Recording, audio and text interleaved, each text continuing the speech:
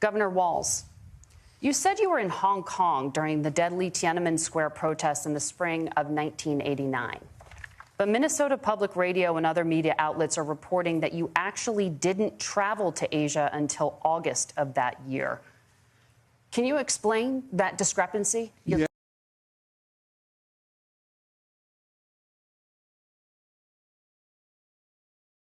Well, and to the folks out there who didn't get at the top of this, look, I grew up in small rural Nebraska, town of 400, town that you rode your bike with your buddies till the streetlights come on, and I'm proud of that service. I grew up a middle-class kid. My mother was hardworking. She raised me and my sister Maya. She saved up, and it was only by the time I was a teenager that she could afford to actually buy her first home. Look, I grew up in small rural Nebraska, town of 400, town that you rode your bike with your buddies till the streetlights come on, and I'm proud of that service. Well, I'll start with this. I grew up a middle-class kid. My mother raised my sister and me. She worked very hard.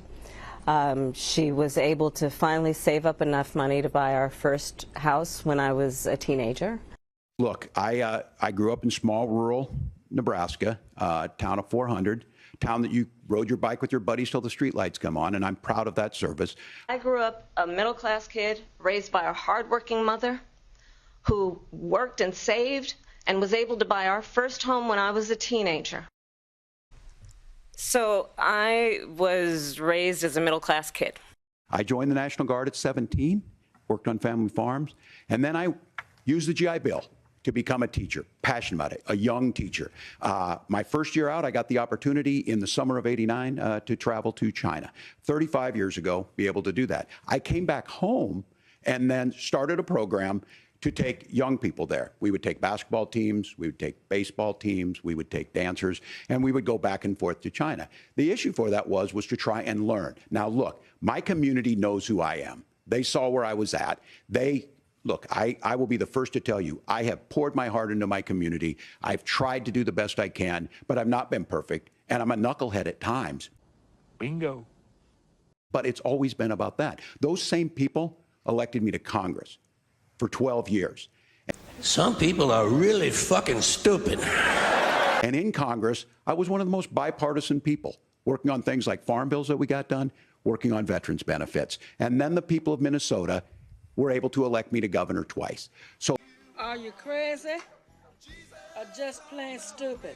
Look, my commitment has been from the beginning to make sure that I'm there for the people, to make sure that I get this right. I will say more than anything. Many times I will talk a lot. Yeah, no shit, Sherlock. Will get caught up in the rhetoric, but being there, the impact it made, the difference it made in my life, I learned a lot about China. I hear the critiques of this. I would make the case that Donald Trump should have come on one of those trips with us. I guarantee you he wouldn't be praising Xi Jinping about COVID, and I guarantee you he wouldn't start a trade war that he ends up losing. So this is about trying to understand the world. It's about trying to do the best you can for your community, and then it's putting yourself out there and letting your folks understand what it is. My commitment, whether it be through teaching, which I was good at, or whether it was being a good soldier or was being a good member of Congress, those are the things that I think are the values that people care about.